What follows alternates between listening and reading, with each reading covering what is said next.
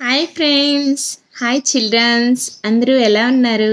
నేనైతే చాలా బాగున్నాను. మీరు కూడా బాగుండాలని మనస్ఫూర్తిగా కోరుకుంటున్నాను. సర్వేజన సుఖిన బాగుంది. మరి స్టోరీ టైం కదా, చక్కగా నేనైతే ఇంకొక కథతో మీ ముందుకు వచ్చేసాను.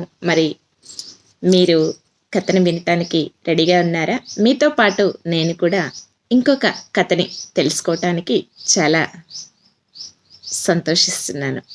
మరి ఈరోజు మనం తెలుసుకునేటటువంటి కథ కోతి సింహం. ఈ రెండింటి గురించి తెలుసుకుందాం. మరి ఈ కథ మనకి ఏం తెలుపుతుందో కూడా తెలుసుకుందాం. ఓకేనా? కథలోకి వెళ్ళిపోయే ముందు మొట్టమొదటిసారిగా ఎవరైనా మన ఛానల్ని చూస్తూ ఉంటే ప్లీజ్ లైక్, షేర్, సబ్స్క్రైబ్. తద్వారా కథలనేవి ఎక్కువ మందికి రీచ్ అయ్యే అవకాశం ఉంది. నేను ఇంకా మంచి మంచి కథలతో మీ ముందుకు రావడానికి ప్రయత్నిస్తాను. ఓకే, ఇక ఆలస్యం చేయకుండా కథలోకి వెళ్ళిపోదామా? కోతి సింహం. మరి ఏంటి కోతి సింహం? అనగనగా ఒక పెద్ద అడవి ఉండేదన్నమాట. అయితే అడవిలో జంతువులు చాలా ఉంటాయి కదా. ఆ జంతువులన్నీ కూడా చక్కగా కలిసిమెలిసి ఆడుకునేవి, పాడుకునేవి, ఎంతో అద్భుతంగా స్నేహభావంతో ఉండేవి. అయితే ఈ జంతువులన్నిటిలో ఒక కోతి ఉండేదట. ఆ కోతి మాత్రం ఎవ్వరితో కలిసేది కాదు. దానికి ఇష్టం ఉండేది కాదనమాట. అందరితో అలా స్నేహంగా ఉండటము తనకి ఇష్టం ఉండేది కాదు ఆ కోతికి.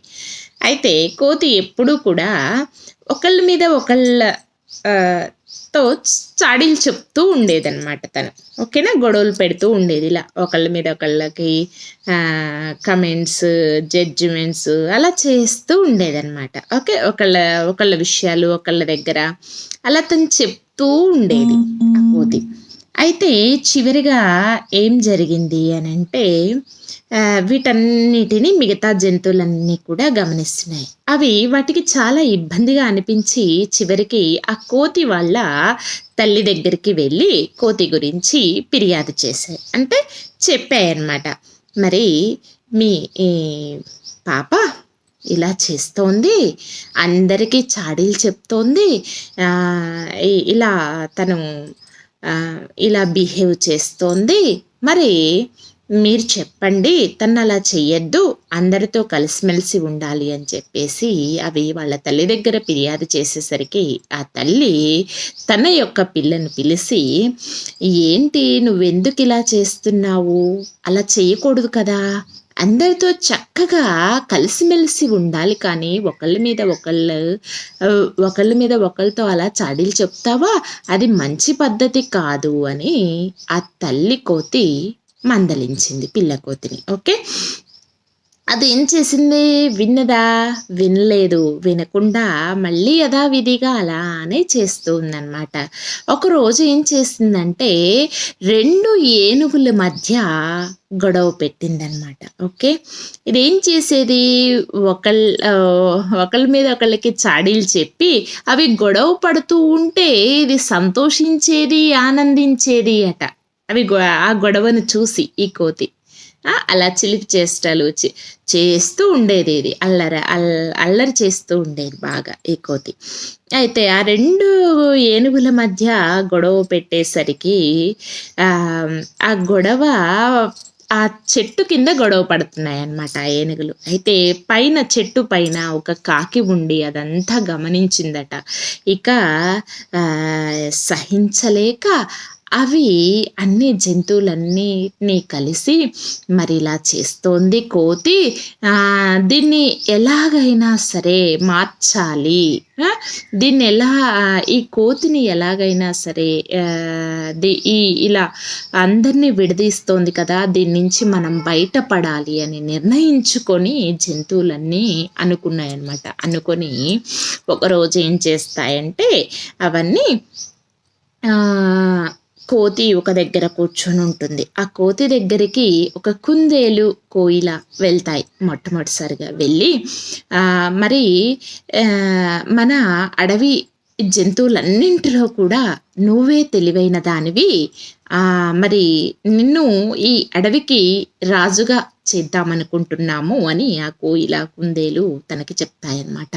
సో, అందుకని జంతువులు అన్నీ కూడా సమావేశం అవ్వాలని నిర్ణయించుకున్నాము నిన్ను రాజుగా చేయటానికి అని అవి చెప్పేసరికి కోతి చాలా సంతోషించింది.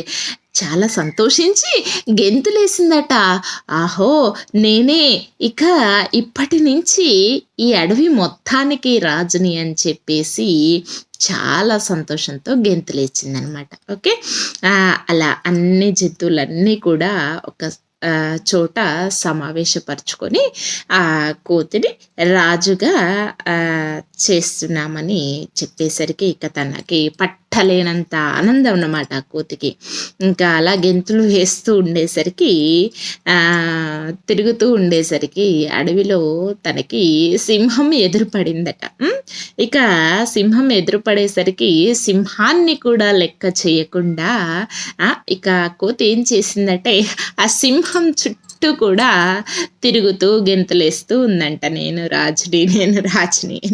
అలా అనేసరికి ఇకేమైంది, సింహానికి కోపం వచ్చి తను పంజా విసిరేసరికి ఆ కోతిక అక్కడి నుంచి భయపడి ఏం చేసింది, వెనక్కి కూడా చూడకుండా పరిగెత్తిందంట. అడవి వదిలి వెళ్ళిపోయిందట. ఇక అసలు ఆ అడవిలోకి కూడా రాలేదట ఆ కోతి. ఇంకప్పటి నుంచి అమ్మయ్య, ఇక కోతి బాధ మనకి తప్పింది, మనమందరము ప్రశాంతంగా ఉండొచ్చు, సంతోషంగా ఉండొచ్చు అనిక అవి చాలా ఆనందించాయట, మిగతా జంతువులన్నీ కూడా. చూడండి, కోతి వల్ల మిగతా జంతువులు ఎంత ఇబ్బంది పడ్డాయో కదా. మరి ఇంకొక కథతో మేము ముందుకు వస్తాను. ఎప్పుడు కూడా ఎవ్వరి మధ్య కూడా అలా చాడీలు చెప్పొద్దు, అది మంచి పద్ధతి కాదు. ఈ కథ ద్వారా మనం నేర్చుకోవాల్సిన నీతి. మరి మీ విలువైనటువంటి సమయాన్ని కేటాయించి ఇంత అద్భుతమైనటువంటి కథను విన్నందుకు అందరికీ నా యొక్క హృదయపూర్వక ధన్యవాదాలు తెలియజేస్తున్నాను. థ్యాంక్ యూ, కృతజ్ఞతలు అందరికీ. మరి మరొక కథతో నేను మీ ముందుకు వచ్చేస్తాను. సర్వేజన సుఖినో భవంతు. Thank you.